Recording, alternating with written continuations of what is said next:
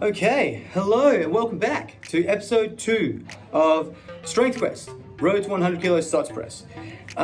So, first of all, the last episode I want to start with. I didn't really have a game plan for that first episode, and I feel like I rambled a little bit there on that one, so I've got a bit of a game plan today, actually. I asked for a lot of suggestions on the last one. I got a couple of really good ones for what people want to see and what people want me to talk about, and yeah, I've got a bit of a plan moving forward as well, especially for this one. So I'm gonna work on that a little bit and try and develop my communication skills and how I present this to you as well to make it more enjoyable. So again, if you have any more suggestions about this episode, let me know.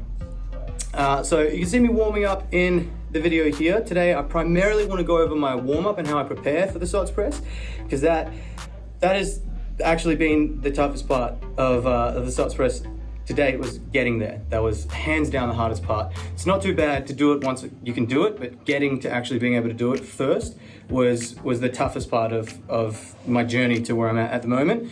So today I want to go through, this is the circuit that I do before I do any heavy SOTS work. So there are 5 episodes that I'm doing here in the video. I've got a squat pull, Cossack squat, weighted dislocates, squat thrusts, and a clock off press.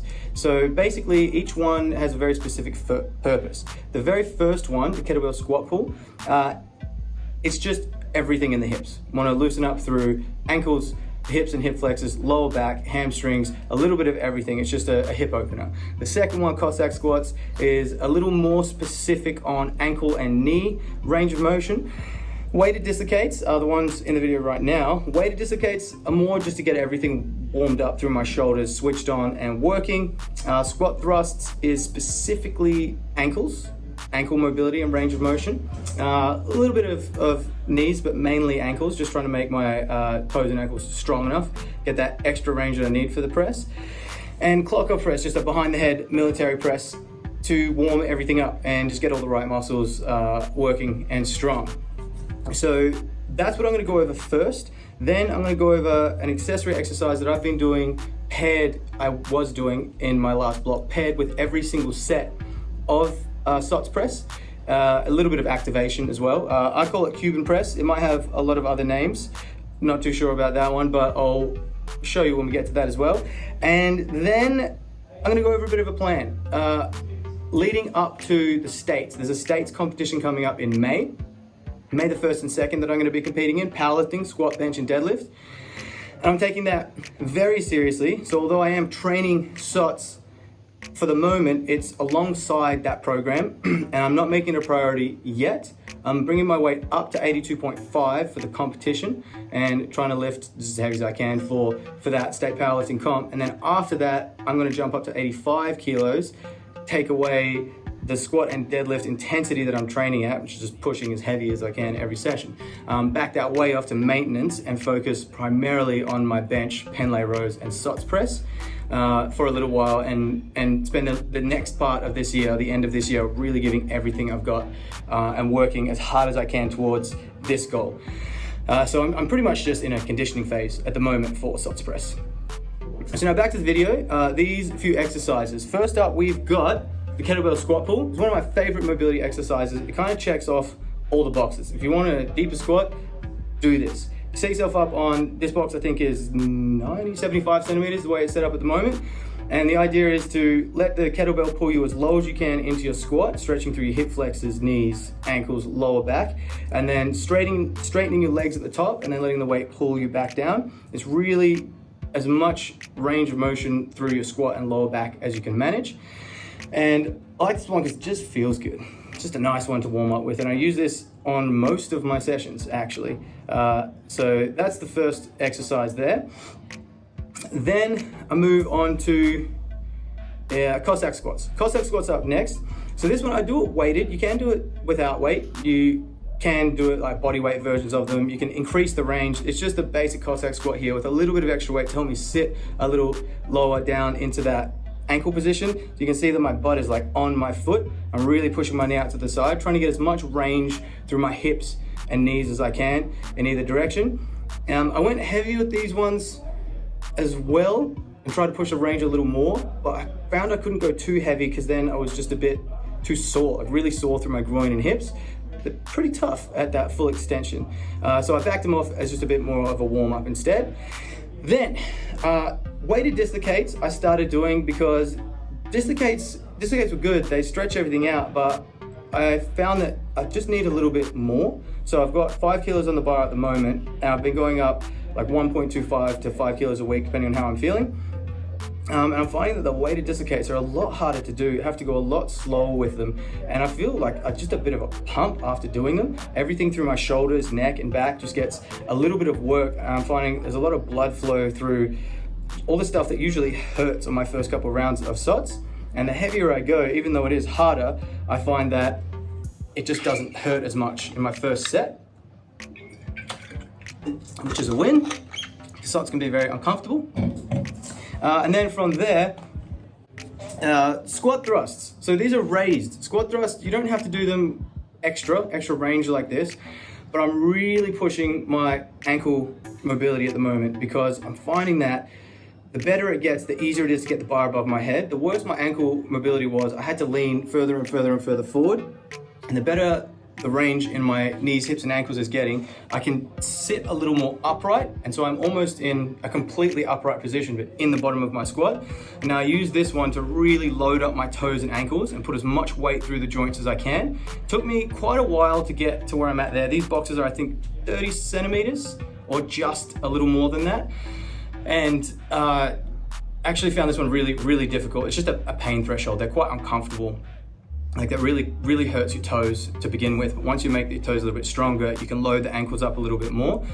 These ones I find are the most effective at increasing my ankle range of motion. And as I've been getting better at these, it's so much easier to sit into the right position for SOTS.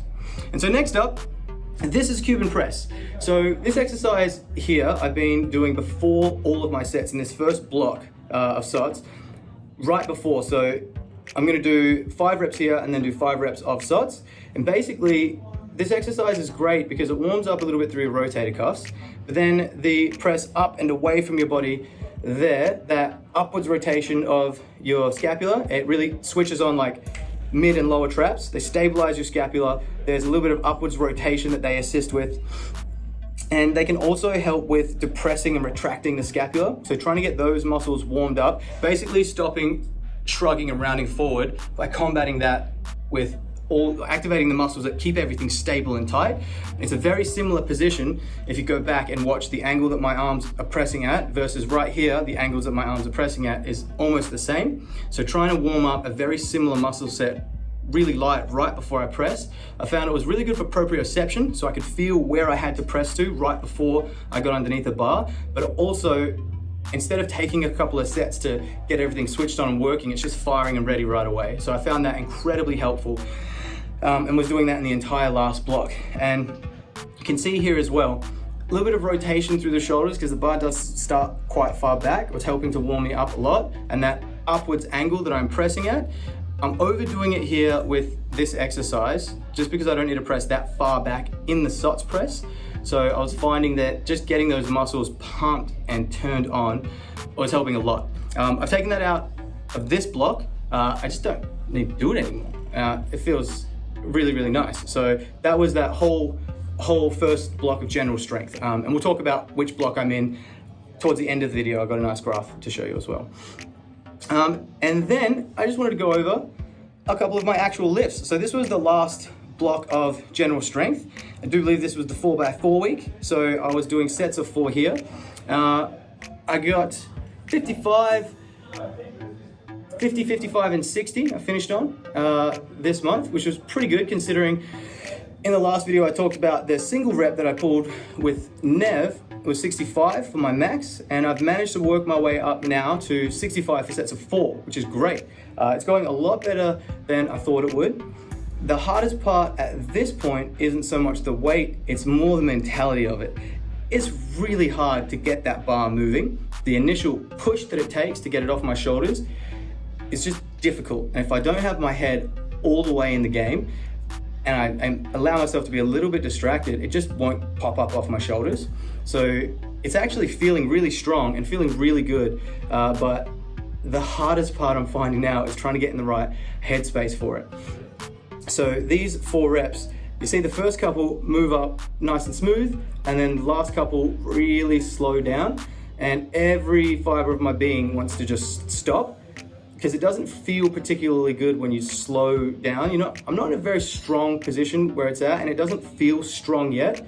So I'm just trying to be stubborn and grind these reps out. This one in particular, really slow reps to finish off the sets. Just difficult, very difficult. But you can see here as well, I think the angled one's up next, that my ankle range of motion is getting pretty good. And so the squat thrusts, I find, have been helping me sit more and more and more upright.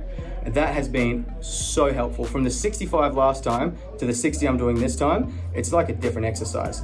My knees are like way over my toes, which is kind of handy. Now the plan. So the plan here, as you can see, I got the first 5 weeks of volume was just low weights and lots of reps, trying to condition my body for it. I'm in the first month of general strength here. So for the first 3 weeks, I've managed to get myself up to 65 kilos for sets of 3. And I was supposed to have deload last week, but I got a little bit excited and wanted to test out where I was at, which I'm not going to do again. I'm not supposed to be doing single reps, but I was feeling really good, got kind of excited, and wanted to see what I could manage. I managed to get a 72.5, which was great. So that video is going up next week. Then I've got 1 more month of general strength, then another week of rest, and then peaking leading up to the comp. I'm going to back this way off leading up to the comp and just really focus on my squat, bench, and deadlift. And then after that, I'm going to go all the way back into it and just focus on that. So that's a plan moving forward. Thanks again for all the suggestions. Have helped me formulate a bit more of a plan of what I'm going to do for these videos. If you have any more suggestions, comment and let me know what you want to see in these videos.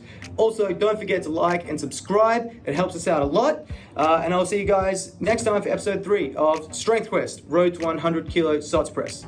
All right, see you later.